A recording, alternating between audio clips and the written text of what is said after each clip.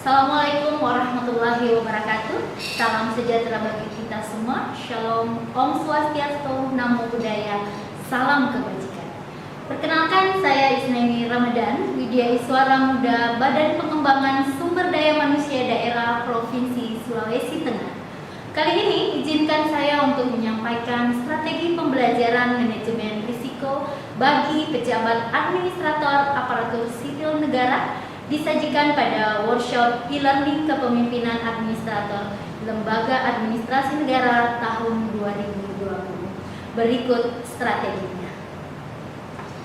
Strategi membuka sesi mata pelatihan manajemen risiko, dimulai dengan memperkenalkan diri secara kreatif dan inovatif. Selanjutnya menyampaikan agenda pembelajaran, kedudukan manajemen risiko dalam kurikulum, dan menggali harapan peserta terhadap materi. Tentu sebagai Widya Iswara kita akan menciptakan suasana yang kondusif. Perlu kita membangun komunikasi yang konstruktif dengan peserta melalui metode brainstorming. Dengan cara bertanya, apakah peserta ketahui tentang peraturan pemerintah nomor 60 tahun 2008 dan manajemen risiko dan perumusan pemahaman peserta sebelum materi pelatihan disampaikan dengan cara menyiapkan beberapa pertanyaan sesuai dengan indikator pembelajaran dengan menggunakan media kuisis agar lebih interaktif. Adapun untuk penyajian yang pertama dalam manajemen risiko dalam kurikulum dalam pelatihan administrator terdiri dari 4 agenda. Yang pertama adalah agenda Pancasila dan nasionalisme, yang kedua adalah agenda kepemimpinan kinerja, yang ketiga adalah manajemen kinerja, dan agenda keempat adalah aktualisasi kepemimpinan dan manajemen risiko. Terdapat pada agenda ketiga yaitu manajemen kinerja. Jadi untuk manajemen risiko dalam kurikulum terdapat pada agenda ketiga yaitu manajemen kinerja. Agenda pembelajaran terdiri dari 4 agenda dengan alokasi waktu 9 jam pelajaran. Yang pertama adalah sistem pengendalian intern pemerintah untuk peningkatan kualitas tata kelola pemerintahan yang baik. Yang kedua adalah penerapan SPIP itu sendiri di kementerian, lembaga, dan peran internal auditor, inspektorat jenderal, dan inspektorat. Yang ketiga adalah good governance, dan yang keempat adalah 3 lines of defense. Kegiatan pembelajaran ini membekali peserta dengan kemampuan mengelola dan mengimplementasikan strategi kebijakan organisasi berdasarkan platform dan manajemen risiko terpadu pada organisasi, serta membangun budaya kerja dan implementasi manajemen risiko. Terdiri dari 3 hasil pembelajaran, inilah tujuan pembelajaran dari manajemen risiko. Metode penyajian akan dilaksanakan secara interaktif menggunakan Golden Method, partisipatif 50%, partisipasi peserta atau kelompok, 20% input teori, dan 10% adalah evaluasi. Teaching, learning, and doing. Because seperti pepatah Cina, I hear, I forget, I see, I remember, I do, I understand. Penyajian yang pertama pada indikator pembelajarannya adalah peserta mampu memahami dan menjelaskan sistem pengendalian intern pemerintahan atau yang disingkat SPIP. Berdasarkan peraturan pemerintah nomor 60 tahun 2008 tentang SPIP, tata kelola pemerintahan yang baik dan 3 lines of defense, terdiri dari 3 pokok bahasan dan 3 sub pokok bahasan.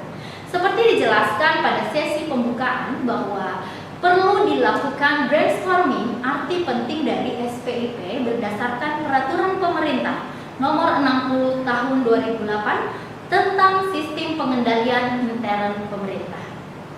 Adapun konsep dan nilai dari tata kelola pemerintahan yang baik, good governance and 3 lines defense, kita bisa melakukan metode make a match. Menyiapkan beberapa kartu yang berisi beberapa konsep atau topik yang cocok untuk sesi review. Satu bagian kartu soal dan bagian lainnya kartu jawaban. Widya Iswara bersama-sama dengan peserta membuat kesimpulan terhadap materi pelajaran. Lalu Widyaswara memberikan visualisasi terhadap hasil kesimpulan yang dilakukan sebelumnya. Penyajian ini dilakukan selama 45 menit. Kita lanjut pada penyajian kedua dengan indikator pembelajaran. Peserta mampu memahami dan menjelaskan budaya risiko dan pemahaman aspek fundamental dan manajemen risiko. Terdiri dari 2 pokok bahasan dan 3 sub pokok bahasan. Untuk menggali pemahaman peserta tentang budaya risiko, maka saya memilih metode writing storming dengan mengarahkan peserta menulis di kertas metaplan tentang apa yang peserta pahami tentang budaya risiko. Lalu untuk strategi pengembangan budaya risiko digunakan metode jigsaw atau gergaji ukir, yaitu pembelajaran kooperatif. Model jigsaw menyerupai pola penggunaan gergaji. Peserta melakukan aktivitas belajar dengan melakukan kerjasama dengan peserta lain dalam rangka mewujudkan tujuan bersama. Dan manajemen perubahan disampaikan dengan menggunakan metode ceramah singkat dan window shopping atau berbelanja ilmu sebagai media hasil diskusi peserta. Penyajian kedua menggunakan alokasi waktu 45 menit atau 1 jam pelajaran. Untuk penyajian yang ketiga, dengan indikator hasil belajar adalah peserta mampu memahami dan menjelaskan arti dari risiko dan manajemen risiko. Terdiri dari 1 pokok bahasan dan 3 sub pokok bahasan. Untuk sub pokok bahasan pengertian risiko, saya akan menggunakan metode Valley Cliffs sebagai metode menggali pemahaman peserta tentang risiko. Lalu kita akan melakukan pemutaran film pendek tentang hierarki risiko, kategori risiko, dan prinsip manajemen risiko. Dan peserta berdiskusi dan melakukan storytelling terhadap pengayaan tayangan yang ditontonnya. Dan memungkinkan juga metode e-learning diterapkan pada penyajian ketiga ini. Alokasi waktu 60 menit. Oke, setelah 1 sesi telah berakhir, maka kita akan coffee break sebelumnya dan kemudian kita akan melanjutkan kepada sesi kedua. Penyajian keempat dengan indikator peserta mampu memahami dan menjelaskan kerangka kerja manajemen risiko.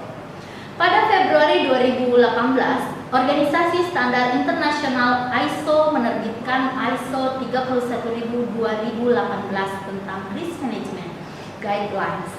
Standar ini menggantikan ISO 31000-2019 tentang Risk Management Principle and Guidelines yang diterbitkan pada November 2009. Revisi ini merupakan bagian dari proses peninjauan sistematis yang diterapkan pada semua standar ISO. Oleh sebab itu, sub pokok bahasan rancangan kerangka kerja untuk pengelolaan risiko, pengimplementasian manajemen risiko, pemantauan dan tinjauan kerangka kerja terdiri dari 3 elemen yang merupakan rujukan dari ISO 31000 adalah panduan penerapan risiko, yang mana ketiga elemen itu yaitu prinsip atau principle, kerangka kerja atau framework, dan proses prinsip manajemen risiko adalah dasar praktik atau filosofi manajemen risiko. Sedangkan kerangka kerja adalah pengaturan sistem manajemen risiko secara terstruktur dan sistematis di seluruh organisasi. Sedangkan proses adalah aktivitas pengelolaan risiko yang berurutan dan saling terkait. Metode yang digunakan pada penyajian ini adalah diskusi atau curah pendapat brainstorming atas materi yang disiapkan Widyaswara untuk diunggah dan dipelajari secara mandiri atau online, sehingga kita dapat adaptif terhadap teknologi. Selanjutnya, metode untuk mendelivery tugas peserta adalah menggunakan metode discovery learning, yaitu model pembelajaran penemuan atau discovery learning diartikan sebagai proses pembelajaran yang terjadi ketika peserta tidak disajikan informasi secara langsung, tetapi peserta dituntut untuk mengorganisasikan pemahaman mengenai informasi tersebut secara mandiri. Peserta dilatih untuk terbiasa menjadi seorang sains atau ilmuwan. Mereka tidak hanya sebagai konsumen, tetapi diharapkan pula bisa berperan aktif bahkan sebagai pelaku dari pencipta ilmu pengetahuan. Dan selanjutnya juga digunakan metode case study dalam metode penugasan peserta. Alokasi waktu pada penyajian kedua ini adalah 90 menit atau 2 jam pelajaran. Penyajian kelima dengan indikator peserta mampu memahami dan menjelaskan proses manajemen resiko. Terdiri dari 1 pokok bahasan dan 4 sub pokok bahasan. Untuk pencapaian tujuan pembelajaran, maka metode yang digunakan adalah diskusi, curah pendapat atas materi yang disiapkan media iswara untuk diunggah dan dipelajari secara mandiri atau online. Kegiatan e-learning, media yang digunakan adalah media kuisis aplikasi untuk menyiapkan pertanyaan dan hasilnya didiskusikan, dan peserta mampu memiliki skor tertinggi akan diberikan reward. Tepuk salut untuk oleh partisipan sebagai rewardnya. Oke, timing yang digunakan adalah 90 menit atau alokasi waktu 2 jam pelajaran.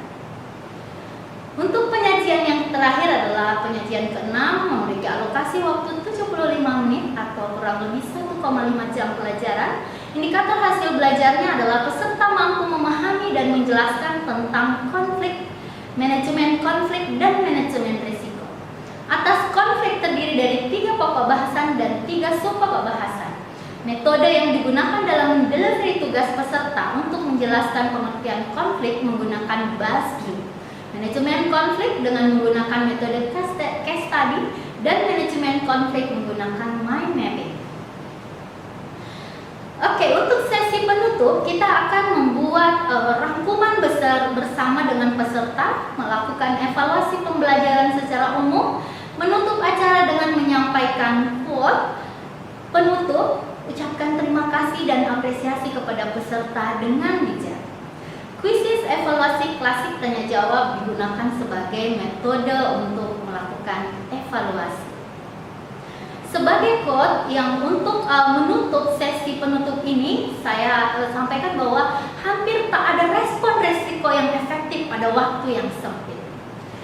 Saat pandemi sudah mencapai puncaknya, sebaiknya pemerintah dan masyarakat tetap bekerja sama dan terus berkoordinasi untuk terus melakukan berbagai sistem strategis hingga transmisi COVID-19 ini benar-benar berakhir. Jaga kesehatan, cuci tangan. Selanjutnya kemudian kita menjaga jarak dan tetap stay di rumah. Bijak mengelola risiko pandemi COVID-19. Terima kasih. 3 rumus kerja: hindari kekacauan, menemukan cara sederhana dari ranah konflik, menemukan keharmonisan di tengah kesulitan, selalu terdapat kesempatan. Terima kasih. Wassalamualaikum warahmatullahi wabarakatuh.